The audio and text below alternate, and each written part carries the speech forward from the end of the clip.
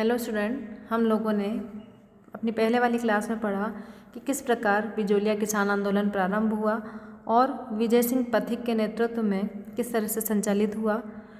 1919 के बाद की स्थिति देखी जाए तो पथिक जी ने बिजोलिया आंदोलन को सफल बनाने के लिए और इसकी गतिविधियों को सही ढंग से संचालित करने के लिए 1919 में राजस्थान सेवा संघ की महाराष्ट्र के वर्धा में स्थापना करी। बाद में इसके कार्यालय को अजमेर लाया गया। पथिक जी के साथ हरिभाई किंकर और रामनारायण चौधरी इसके संस्थापक सदस्यों में से एक थे। पथिक जी ने अजमेर से बिजोलिया किसान आंदोलन का संचालन आरंभ किया। दिसंबर 1919 में यह अमृतसर कांग्रेस अधिवेशन में भाग लेने गए और वहाँ पर इन्होंने बिजोलिया किसान आंदोलन का मामला उठाया। लोकमान्य तिलक ने इस प्रस्ताव को प्रस्तुत किया। इस तरह से पथिक जी के प्रयासों से किसान आंदोलन अब राष्ट्रीय नेताओं की और भारतीय जनता की निगाहों में आ गया। पथिक जी अधिक से अधिक इस आंदोलन को राष्ट्रीय महत्व का बनाना चाहते थे। इस कार्य में उन्होंने राजपूताना मध्य भारत सभा के माध्यम से भी इस आंदोलन को उठाना चाहा और इसी के तहत भवानी दयाल की अध्यक्षता में एक आयोग गठित करने का प्रयास किया गया। लेकिन उदयपुर के महाराणा जो थे वो नहीं चाहते थे कि बिजोलिया का जो किसान आंदोलन था वो अखिल भारतीय स्वरूप ले, उसको प्रमुखता मिले। तो उन्होंने इस आयोग के गठन को रद्द करके ठाकुर राज सिंह की अध्यक्षता में कमीशन गठित किया और रमाकांत मालवीय और तख्त सिंह को इस आयोग का सदस्य बनाया। इस समय तक महाराणा का जो आयोग था वो बिजोलिया नहीं गया और उन्होंने किसान पंचायत को आदेश दिया कि आप ही अपने किसी प्रतिनिधि को उदयपुर भेजें, जहाँ पर आपकी मांगों को सुना जाएगा और उनका हल निकाला जाएगा। ऐसी स्थिति में माणिक्यलाल वर्मा की अध्यक्षता में 15 सदस्यों का एक प्रतिनिधि मंडल जो था वो उदयपुर गया। माणिक्यलाल वर्मा ने विस्तृत रूप से अपनी मांगों को आयोग के सामने पेश किया। आयोग के जितने भी सदस्य थे वो प्रतिनिधि मंडल की बातों से सहमत थे।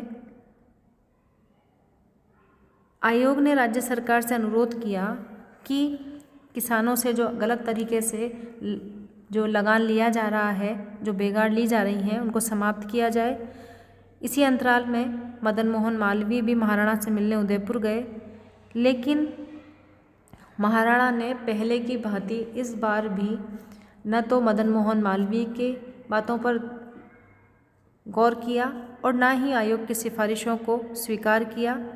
उल्टा उन्होंने इसके विपरीत बिजोलिया किसान आंदोलन को सख्ती से इसका दमन करने के आदेश दिए। इसके बाद 1920 में बिजोलिया के किसान नागपुर के कांग्रेस अधिवेशन में भी गए और उन्होंने गांधी जी को इस आंदोलन की गतिविधियों के प्रति आकर्षित किया और उनसे सहयोग मांगा। यह वह समय था बच्चों जब भारत में अखिल भारतीय स्तर पर असहयोग आंदोलन संचालित हो रहा था और राजस्थान के भी कई क्षेत्रों में किसान आंदोलन फैल चुके थे। ऐसी स्थिति में भी महाराणा ने कोई उचित कदम नहीं उठाया। बदले में उन्होंने मेवाड़ का जो एजीजी थे उससे मेवाड़ भील कौर भेजने की प्रार्थना करी ताकि उस सेना की सहायता से किसानों का दमन किया जा सके। इस स्थिति में महाराणा के दमनात्मक रवैये के कारण आंदोलन धीरे धीरे तेज होता गया और किसानों ने भी सरकार के आगे समर्पण करने से इनकार कर दिया। इन परिस्थितियों में 1921-22 में एजीजी हॉलैंड ने मेवाड़ के क्षेत्र का दौरा किया और वह 4 फरवरी 1922 को बिजोलिया पहुँचे। बिजोलिया पहुंचकर उन्होंने ये देखा कि जब भारत में असहयोग आंदोलन इतने व्यापक रूप से फैला हुआ है तो कहीं बिजोलिया का किसान आंदोलन असहयोग आंदोलन से जुड़कर व्यापक रूप नहीं ले ले। तो उन्होंने क्या किया, एजीजी हॉलैंड ने किसानों को समझाया जागीरदारों को समझाया और दोनों के बीच में समझौता कराया, जिसमें कुछ मापदंड निर्धारित हुए, जैसे 35 लागतें समाप्त कर दी गई, लगान भी कम कर दिया गया, किसानों पर जो जुल्म करने वाले कामदार थे हीरा लाल व फौजदार तेज सिंह, उनको हटा दिया गया, किसानों पर जितने भी अभियोग लगाए गए थे उनको वापस ले लिया गया, उनसे जो ज़मीनें छीनी गई थी उनको वापस लौटा दिया गया। 3 साल के भीतर बिजोलिया ठिकाने में ज़मीन का बंदोबस्त जींस के बजाय नकद में लेना आरंभ कर दिया जाएगा। इस तरह के नियम बनाए गए। किसानों को फसल पक जाने के 1 महीने बाद लगान देने की छूट दी गई। इस तरह से किसानों की अधिकांश बातें मान ली गई एजीजी हॉलैंड के प्रयासों से। लेकिन अब यहाँ ध्यान दीजिएगा बच्चों कि ये समझौता हो रहा है 1922 में एजीजी हॉलैंड के प्रयासों से। लेकिन क्या होता है कि जब 1922 के बाद असहयोग आंदोलन की गति धीरे धीरे कम होने लगती है और वो समाप्त होने की स्थिति में आ जाता है, तो ऐसी स्थिति में एजीजी ने भी अपने रुख में उपेक्षापूर्ण दृष्टिकोण अपनाते हुए उस समझौते को गंभीरता से नहीं लिया। दूसरी तरफ महाराणा ने भी इन शर्तों पर, इन समझौते की शर्तों पर कोई ध्यान नहीं दिया और इस समझौते का उल्लंघन करके उल्टा किसानों के ऊपर नए प्रकार के कर लागू कर दिए गए। इसी दौरान विजय सिंह पथिक को 3 वर्ष के कारावास की सज़ा दे दी गई। जैसे ही पथिक जी जेल गए, किसान नेतृत्वहीन हो गए। इसी दौरान 1923 में जब बिजोलिया के राव का विवाह हुआ तो उसने किसानों से वापस से बेगार वसूलना चाहिए। किसानों ने इस बेगार को देने से मना कर दिया और विरोध के स्वरूप वापस से किसान आंदोलन जो था बिजोलिया का वो पुनः प्रारंभ हो गया।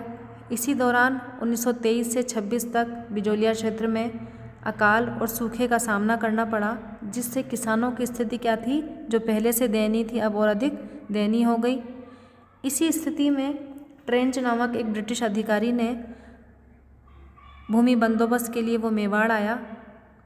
जनवरी 1927 में वो बिजोलिया आया और उसने नए प्रकार का बंदोबस्त लागू करके जो बारानी क्षेत्र की भूमि थी, माल भूमि, उस पर लगान की मात्रा बढ़ा दी और पीवल या सिंचित क्षेत्र की भूमि पर लगान की मात्रा कम कर दी।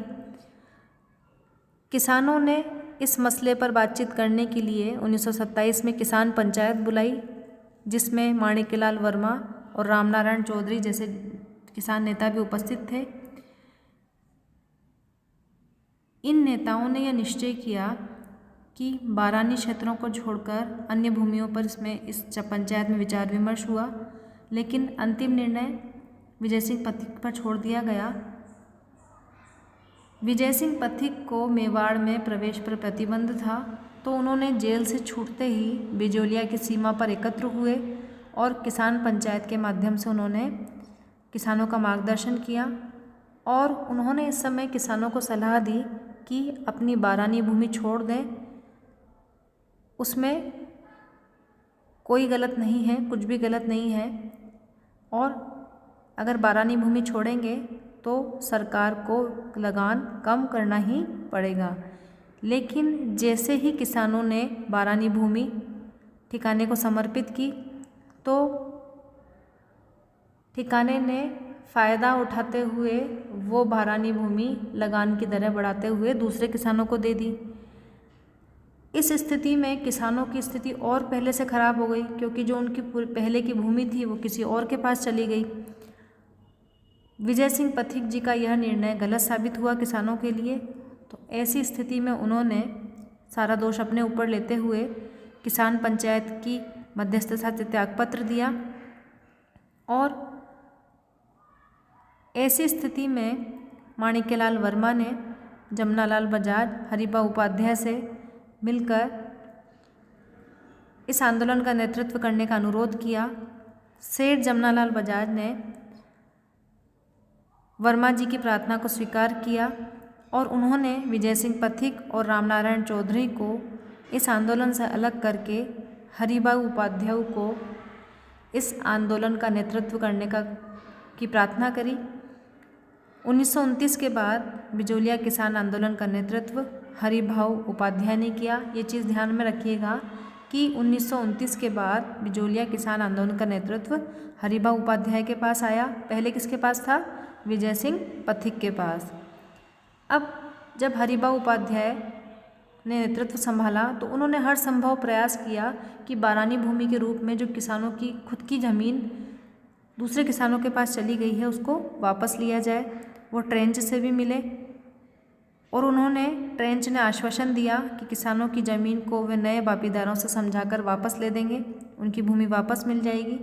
लेकिन ट्रेंच कभी भी अपने वादे को पूरा नहीं कर पाया। ऐसी स्थिति में माणिक्यलाल वर्मा ने सत्याग्रह करने का निश्चय किया ताकि सत्याग्रह के माध्यम से वो अपनी मांगों को पूरी करवा सकें। 21 अप्रैल 1931 को किसानों ने सत्याग्रह शुरू किया।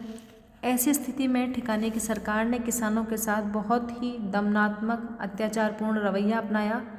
धीरे धीरे यह आंदोलन अब अखिल भारतीय स्वरूप लेने लगा। गांधी जी की सलाह पर मदन मोहन मालवीय ने, जो मेवाड़ के दीवान थे तत्कालीन, सुखदेव प्रसाद को पत्र लिखा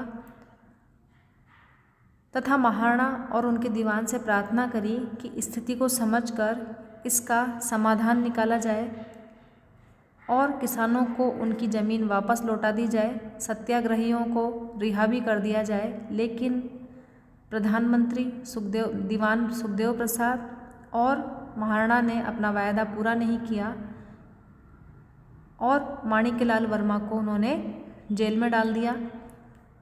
इस तरह से जो उस समय की स्थिति देखते हैं हम 1929 से 1939 तक की स्थिति बिजोलिया किसान आंदोलन की, तो उस दौरान बिजोलिया किसान आंदोलन में काफ़ी असमंजस की स्थिति थी और यह आंदोलन लड़खड़ाता रहा। इसी दौरान 1941 में क्या हुआ कि मेवाड़ प्रजामंडल की स्थापना हो चुकी थी।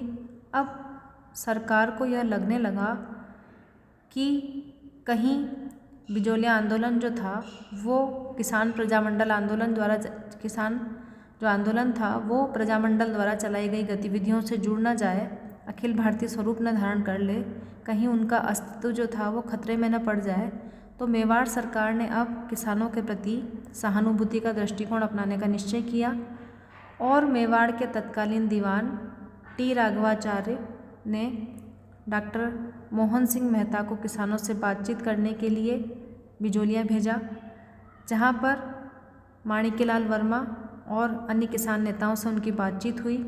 किसानों की समस्याओं का समाधान किया गया, किसानों को उनकी भूमि वापस कर दी गई, जो उनसे लागतें ली जाती थी उनको समाप्त कर दिया गया। इस तरह से 1941 में जाकर बिजोलिया किसान आंदोलन समाप्त हुआ। इस तरह से बच्चों, यदि हम देखते हैं बिजोलिया किसान आंदोलन की स्थिति, तो इसमें किसानों ने अद्भुत साहस का परिचय दिया, उनको श्रेष्ठ नेताओं का नेतृत्व मिला। 1919 से लेकर 1941 तक किसानों ने लंबा संघर्ष किया अपनी मांगों को मनवाने के लिए, जिससे क्या हुआ, राजस्थान की जो अन्य रियासतें थीं जैसे शाहपुरा, बूंदी, बरण आदि रियासतों में भी किसान आंदोलन संचालित हुए। इस आंदोलन से माणिक्यलाल वर्मा जैसे नेताओं का जन्म हुआ, जिन्होंने आगे चलकर राजस्थान की जो राजनीतिक गतिविधियां थीं उनका संचालन किया। महात्मा गांधी, लोकमान्य बाल गंगाधर तिलक, मदन मोहन मालवीय जैसे प्रबुद्ध नेताओं को इस आंदोलन का सहयोग रहा। इस तरह से इस आंदोलन को राजस्थान के देशी राज्यों के इतिहास में, राजस्थान के इतिहास में प्रमुख स्थान दिया जाता है, जहां किसानों ने आगे बढ़कर ठिकाने और अंग्रेज़ सरकार की गलत नीतियों का विरोध करने का निश्चय किया। तो बच्चों, इसमें देखिए कि कहाँ पर छोटे क्वेश्चन बन सकते हैं और बड़े क्वेश्चन के लिए भी ये बहुत इम्पोर्टेंट है। ध्यान से पढ़िए और जहाँ दिक्कत हो वहाँ पूछिए आराम से। धन्यवाद।